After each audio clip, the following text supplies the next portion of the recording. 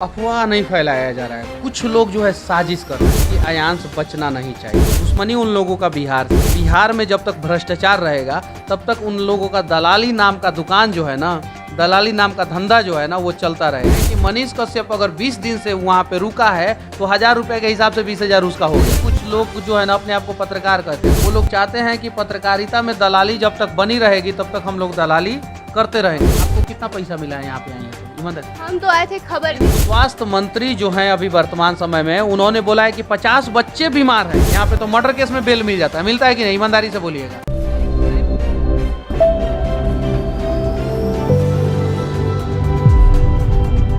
नमस्कार, आप देख रहे हैं न्यूज़ फॉर टुडे। मैं श्रेया सुगंध आपके साथ जुड़ गई हूँ। अभी मैं मौजूद हूँ जिनके साथ, इनको आप चेहरे से ही पहचान रहे होंगे। इनके परिचय देने के लिए ये अपने मोहताज नहीं हैं। खैर, अभी हम इनसे बात ये करेंगे जो वर्तमान में चल रहा है आयांश के मुहिम के लिए। आयांश की मुहिम पर जो अफवाहें फैलाई जा रही हैं उस पर आप क्या कहेंगे, जनता जानना चाहती है। अफवाह नहीं फैलाया जा रहा है। कुछ लोग जो है साजिश कर रहे हैं, और वो साजिश इसलिए कर रहे हैं कि आयांश बचना नहीं चाहिए। मतलब आयांश एक बच्चा है, इससे क्या उन्हें दुश्मनी है? दुश्मनी आयांश से नहीं है, और दुश्मनी मेरे से नहीं है, दुश्मनी आलोक सिंह से नहीं है।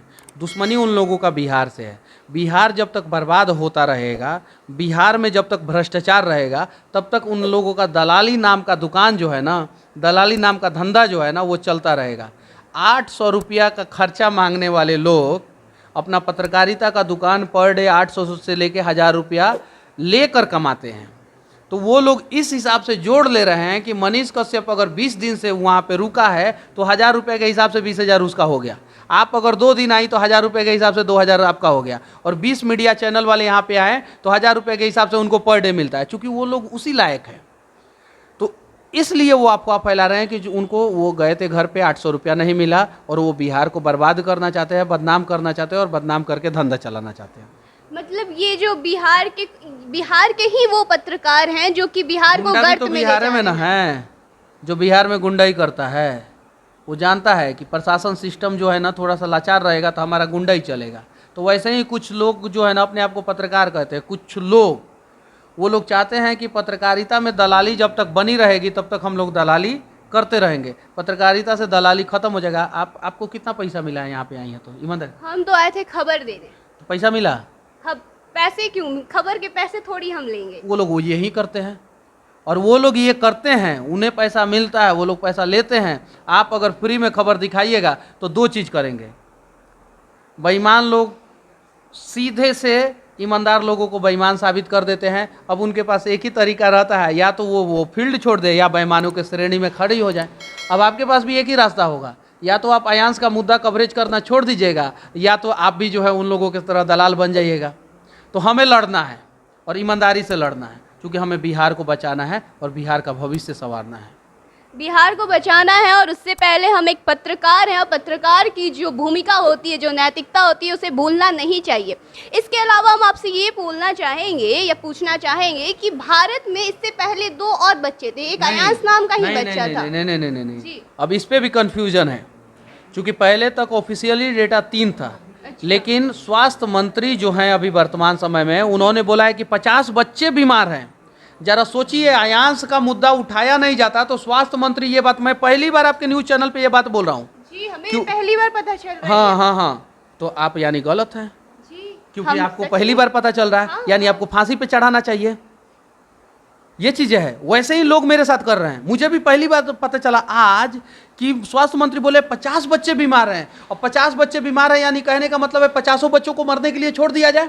नहीं, 50 बच्चे बीमार हैं, उनके इंजेक्शन का व्यवस्था या तो क्राउड फंडिंग से हो या तो सरकार व्यवस्था करे। और हम सिर्फ आयांश के लिए नहीं, उन सभी 50 बीमार बच्चों के लिए लड़ रहे हैं जो SMA टाइप 1 से ग्रसित है।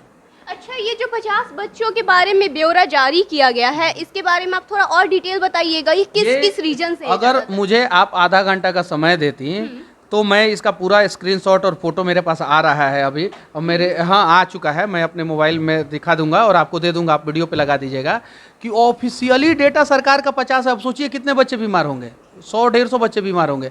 तो जिस प्रकार से टीबी का इलाज जो है सरकारी अस्पताल में फ्री है, जिस प्रकार से कोरोना का इलाज और वैक्सीन सरकारी अस्पताल में फ्री है, उसी प्रकार से SMA टाइप 1 का इलाज जो है सरकारी अस्पताल में फ्री होना चाहिए। मनीष कुमार सिंह हैं, ये भाजपा युवा मोर्चा में राष्ट्रीय कार्यकारिणी में हैं और बहुत अच्छे व्यक्ति हैं। ये जाके जो है सरकार से मिले थे, तो इनका ये पोस्ट है मनीष कुमार सिंह जी का कि आज भारत सरकार के माननीय स्वास्थ्य मंत्री एवं परिवार कल्याण मंत्री मनसुख मंडाविया जी से मुलाकात हुआ। पटना के बच्चे के बारे में ये बताए थे मनीष कुमार सिंह, इनको तहे दिल से धन्यवाद। और इस विषय पर अविलंब संज्ञान लेते हुए मंत्री जी ने तुरंत विभागीय अधिकारी को बुलाया और पूछा। विस्तृत चर्चा से पता चला कि पूरे देश में 50 बच्चे इस बीमारी से ग्रसित हैं। मंत्री जी ने भरोसा दिलाया कि 16 करोड़ की कीमत में लगभग 6 करोड़ की इंपोर्ट ड्यूटी को माफ़ किया जाएगा। इससे इसकी कीमत 10 करोड़ के आसपास हो जाएगी। साथ ही मंत्री जी प्रयासरत हैं कि लगभग 50 इंजेक्शन को विभाग द्वारा सब्सिडी देकर मंगाया जा सके, ताकि जो है बच्चे का इलाज संभव हो सके। इसमें एक गलती है, यहाँ पे लिखा गया है कि 6 करोड़ रुपये की इंपोर्ट ड्यूटी माफ़ हो जाएगी तो 10 करोड़ हो जाएगा। नहीं, प्राइस का नहीं, प्राइस है 16 करोड़ रुपया, उस पर 6 करोड़ रुपया इंपोर्ट ड्यूटी होके जो है 22 करोड़ रुपया हो जाता है। आप नवभारत टाइम्स का रिपोर्ट देख सकती हैं और दूसरे न्यूज़ चैनल का रिपोर्ट देख सकती हैं। तो इंपोर्ट ड्यूटी ही नहीं माफ़ करे सरकार जो है ना, इस इंजेक्शन का जो है कॉस्ट जो है ना वो 1 लाख कर दे। मुझे पता है कि सब लोग जो है अपने बच्चे को लगभग दिलवा देंगे, और जो नहीं दिलवा पाएंगे उनके लिए फंड इकट्ठा करके, क्राउड फंड इकट्ठा करके जो है दिलवा दिया जाएगा। लेकिन अगर फ्री में सरकार ये 50 बच्चों को इंजेक्शन दिलवा दे तो इससे अच्छा काम कुछ नहीं हो सकता है। लेकिन एक और मैं बात बदल देना चाहता हूँ आपसे। मनीष कुमार सिंह जी हैं, 50 बच्चों का लिस्ट मेरे पास नहीं आया। अगर मेरे पास 50 बच्चों का लिस्ट आ जाएगा तो मैं उन 50 बच्चों के घर पे जाऊंगा और सबकी समस्या को जो है सच तक के माध्यम से दिखाऊंगा, और वो हिंदुस्तान के किसी भी कोने में होंगे ना, मैं जाऊंगा और मैं दिखाऊंगा। लेकिन 50 बच्चों का लिस्ट आएगा तो उसको वेरीफाई करेंगे। न्यूज़ फॉर टुडे भी आपके साथ उसमें ज़रूर जुड़ेगी इस मुहिम में। और अभी आयांश का ये जो मुद्दा बहुत गर्मी से चल रहा है कि इसके पिताजी पैसे लेके भाग जाएंगे, ये बात सब लोग वायरल कर रहे हैं। बहुत नीरव मोदी पैसा लेके भाग गया, पता है आपको? जी। विजय माल्या भाग गया। लेकिन ये मुद्दा ना बच्चे से रिलेट करता है, बच्चे के नाम पे पैसे मतलब कि नीरव मोदी दारू का वो सोना का धंधा करके भाग गया, विजय माल्या दारू का धंधा करके भाग गया, कोई बात नहीं, कोई सवाल नहीं करेंगे हम, भाग गया। लेकिन एक पिता जो है अपने बच्चे को बचाने का प्रयास कर रहा है तो उस पर सवाल किया जा रहा है। चलो पिता गलत है सही है, उस पर हम लोग नहीं जाना चाहते हैं, चूंकि पिता को बचाने के लिए हम लोग नहीं आए। इसी सवाल से परेशान होकर पिता जो है जेल में जो है चले गए हैं, आत्मसमर्पण कर दिए हैं। बोले हैं कि जब तक, चूँकि उनके ऊपर जो धारा था, जो एक केस था 10 साल 11 साल पुराना, उस केस में कोई भी पुलिस तंग नहीं कर रहा था, कोई भी उनको आत्मसमर्पण करने की ज़रूरत नहीं थी। यहाँ पे तो मर्डर केस में बेल मिल जाता है, मिलता है कि नहीं? ईमानदारी से बोलिएगा। रेप केस में बेल मिलता है कि नहीं? उनके ऊपर एक केस था, इंस्टीट्यूट चलाते थे, कुछ बच्चों का प्लेसमेंट नहीं करा पाए थे, उसमें उनके ऊपर केस था। वो जाके जेल में चले गए और बोले हैं कि मैं जेल में रहूँगा, तब तक जेल में रहूँगा जब तक मेरे बच्चे को इंजेक्शन ना पड़ जाए, ताकि कोई ये सवाल ना उठा पाए कि मैं पैसा लेके भाग जाऊँगा। मतलब यहाँ पे बात साफ साफ है कि यहाँ पर पैसे लेके कोई फंड का कोई नहीं भाग रहा। अगर लोगों को इस पे डाउट है, लोगों को इस पे शक है कि लोग पैसे लेके भाग जाएंगे, उनके पैसे जो 100 रुपये और काफ़ी सारे पैसे जो डोनेट किए गए हैं, तो यहाँ पे ये पूरी तरह से क्लियर है, उनके पिताजी की तरफ से भी क्लियर है कि हम सरेंडर कर दिए, हम जेल में बैठेंगे, मेरा बेटे को इंजेक्शन लगवा दीजिए। हाँ, उन्होंने क्लियर कर दिया। लेकिन मैं फिर से कह देना चाहता हूँ, हम लोग आलोक सिंह को कहीं डिफेंड नहीं करना चाहते हैं, क्योंकि मुद्दा यहाँ पे आलोक सिंह है ही नहीं।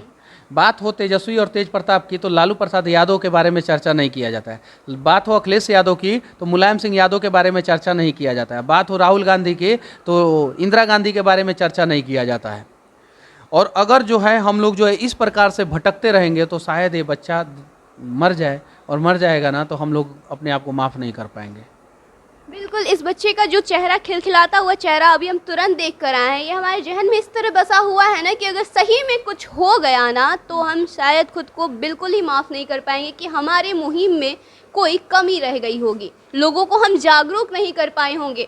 हम अभी सर से इसीलिए बात कर रहे थे क्योंकि ये बहुत ही चर्चित चेहरे हैं बिहार के, सच तक के फाउंडर हैं। यहाँ पे ये अच्छे खासे यहाँ पे कवरेज किए हैं, बच्चे के बारे में बताए हैं।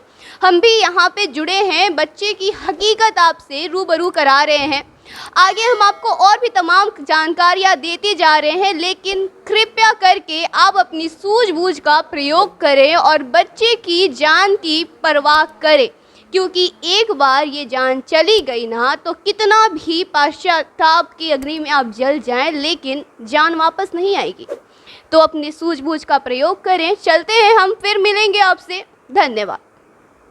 जय हिंद।